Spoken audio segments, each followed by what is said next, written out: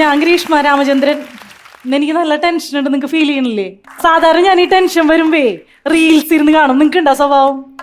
നല്ല റിലാക്സേഷനാണ്. കാരണം മനുഷ്യ മനസ്സിനെ രമേശ് ചേട്ടനോളം അടുത്തറിഞ്ഞിട്ടുള്ളവരിലാണ് ഞാൻ ഇൻസ്റ്റാഗ്രാം റീൽസിനെ കാണുന്നത്. നമ്മുടെ ഇമോഷൻസിനെയൊക്കെ പറയാതെ മനസ്സിലാക്കുന്ന ഒരാള് കൃത്യമായ സമയങ്ങളിൽ കൃത്യമായ റീൽസ് നമ്മളിലേക്ക് അയച്ചു തരുന്ന ആ ഒരു ഇൻസ്റ്റാഗ്രാമേട്ടായി പുള്ളിയൊന്ന് നേരിട്ട് കാണാൻ കഴിഞ്ഞിരുന്നെങ്കിലെന്ന് ഞാൻ ആഗ്രഹിച്ചിട്ടുണ്ട്. ബേബിച്ചായോ, നിങ്ങളുടെ ഈ പൊരിഞ്ഞ സ്നേഹം കാണുമ്പോണ്ടല്ല ഞങ്ങളുടെ വീട്ടിലെ മുടിഞ്ഞ അടിയാണ് എനിക്ക് ഓർമ്മ വരുന്നത്. കുറച്ചാള് മുമ്പേ ഞാനും എന്റെ ഭർത്താവും തമ്മിൽ ഭയങ്കര അടിയായി. പുള്ളി അവസാനം മറ്റേ നമ്മുടെ ചാന്തുപൊട്ട് ലൈനിലേക്ക് എത്തി. ഏത്? റോസിക്ക് എന്റെ സംസാരം പ്രവൃത്തികൾ ഇഷ്ടപ്പെടുന്നില്ലെങ്കിൽ റോസി വീട്ടിൽ നിന്ന് എങ്ങനെയെങ്കിലും ഇറങ്ങിപ്പോക്കോളാൻ. ഞാൻ നേരെ എന്റെ ഏട്ടായിയുടെ അടുത്തേക്ക് പോയി.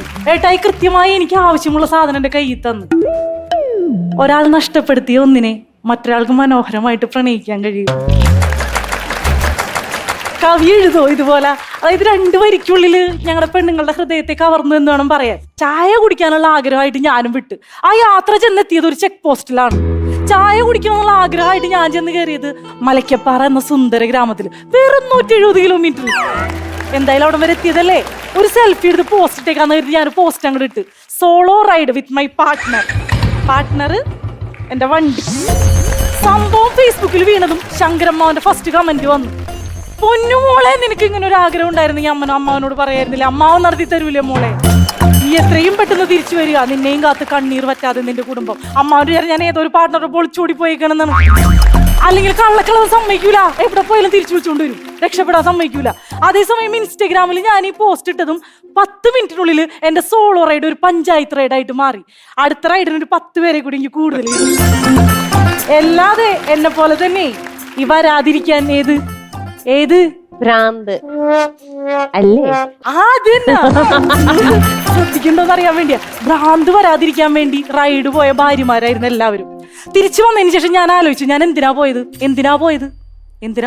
ഭ്രാന്ത് വരാതിരിക്കാൻ? ചായ കുടിക്കാൻ അല്ലേ? നിങ്ങൾ മറന്നില്ലേ? അപ്പൊ പിന്നെ എന്നെ കുറ്റപ്പെടുത്താൻ പറ്റുമോ? സംഗതി മറന്ന്. പക്ഷെ ഞാൻ ചായ കുടിച്ച് തിരിച്ച് വീട്ടിൽ വന്ന് അടുക്കളയിൽ കയറി ചായ ഇട്ട് കുടിച്ച്. ഈ യാത്ര കൊണ്ട് എന്ത് നേടിയെന്ന് വെച്ചാൽ എനിക്ക് ഇപ്പോഴും അറിയില്ല. പക്ഷെ ഇനി ചായ കുടിക്കാൻ പോകാൻ ഒരു ആക്രാന്തം. ഇത് പറഞ്ഞപ്പോ എന്റെ ഭർത്താവ് പറയണ, പൊന്നു മോളെ, അടുത്ത പ്രാവശ്യം പോകുമ്പോൾ നീ ചായ കുടിക്കാൻ പറഞ്ഞാലും ചായപ്പൊടി കുടിക്കാൻ മറക്കല്ലേട്ടാ, കാരണം തിരിച്ചു വന്നിട്ട് നിനക്ക് ചായ ഇട്ട് കുടിക്കേണ്ടിയിരുന്നു. അതെന്റെ കഷ്ടകാലത്തിന് മധുരമില്ലാത്ത ചായയും കാരണം പഞ്ചസാര കുടിക്കാൻ മറന്നു. തിരിച്ചു വരാൻ എനിക്ക് കടയിൽ കയറുന്ന വെച്ചാൽ അതും മറന്നു. അയ്യോ, ഒരു കാര്യം വിട്ടുപോയി. അതായത് ഞാൻ വേറൊന്നും വിചാരിക്കരുതിട്ടാ, ഞാനൊന്നും നേടിയില്ല എന്ന് പറയുന്നതല്ല. വേറൊരു സംഭവം എന്റെ ജീവിതത്തിൽ നടന്നു ഈ റൈഡിന് ശേഷം. ഞാൻ പറയാൻ വിട്ടുപോയതാണ്. ഈ ഒരു അവസരത്തിൽ അത് പറയുന്ന ഔചിത്യാണെന്ന് എനിക്കറിയില്ല. പക്ഷെ എന്റെ ജീവിതത്തിൽ എനിക്ക് മറക്കാനാവാത്തൊരു കാര്യമായതുകൊണ്ട്, പ്രധാനപ്പെട്ട ഒരു കാര്യമായതുകൊണ്ട് ഞാനിവിടെ പറയാണ്. പറ്റില്ലെങ്കിൽ എഡിറ്റിങ്ങിൽ കളഞ്ഞാൽ മതി. അതായത് എനിക്ക് ഈ റൈഡിന് ശേഷം ഞാൻ ഒരു ജോലിക്ക് കയറി. ഒന്ന് കൈയടിക്കോ? എന്റെ ജീവിതത്തിലെ സന്തോഷമുള്ളൊരു മുഹൂർത്താണ്. 2-3 ദിവസമായിട്ടുള്ള ജോലിക്ക് കയറിയിട്ട് അതിന്റെ ഒരു തിരക്കിലാണ് ഞാൻ. നിങ്ങൾ കേട്ടിട്ടുണ്ടാവും കേരള മോട്ടോർ റൈഡേഴ്സ് എന്ന് പറയുന്ന കേരളത്തിലെ 14 ജില്ലകളിലെയും ആൾക്കാരുള്ള വലിയൊരു വാട്സപ്പ് ഗ്രൂപ്പിന്റെ അഡ്മിനാണ് ഞാൻ. 8 പേരടങ്ങുന്ന ഗ്രൂപ്പിനെ ഞാൻ ഒറ്റയ്ക്കാണ് കൊണ്ടു നടക്കണം. പിന്നെ സഹായത്തിന് കൈസഹായം എന്ന് പറയാൻ ശങ്കരമ്മാവനേ ഉള്ളൂ, കാരണം ലേഡീസ് ഓൺലിയാണ് ഗ്രൂപ്പേ. അമ്മാവന്റെ കാര്യം പറയുകയാണെങ്കിൽ 58 വയസ്സ് കഴിഞ്ഞിട്ട് കല്യാണം നടക്കാത്തതുകൊണ്ട് ഈ 80s മോഡൽ പ്രൊഫൈൽ ഫോട്ടോ ഫേസ്ബുക്കിൽ അപ്ലോഡ് ചെയ്ത് ലൈക്കും കാത്തിരിക്കുകയാണ് പാവം. എന്നിട്ടും കിട്ടുന്നത് 5 ലൈക്കാണ്.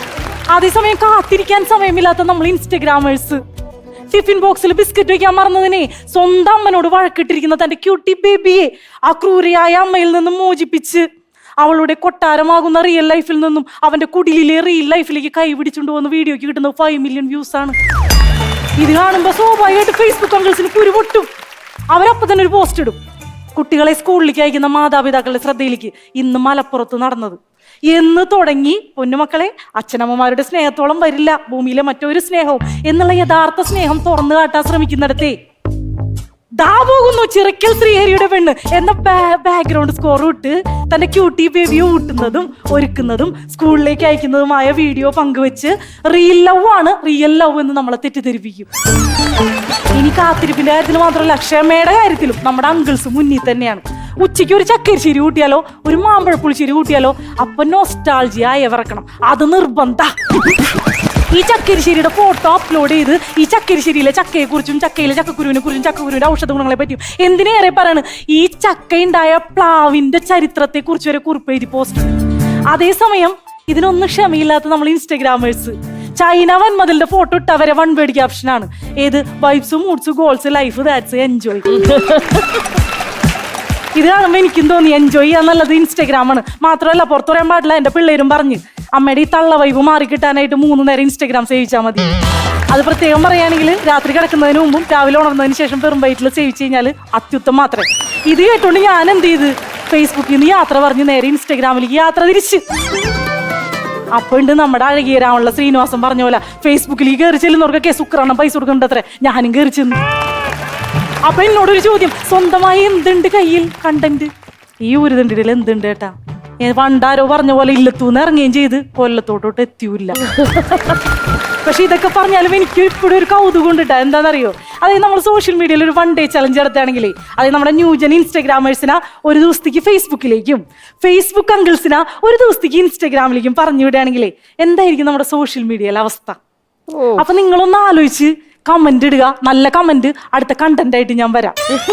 നന്ദി, നമസ്കാരം.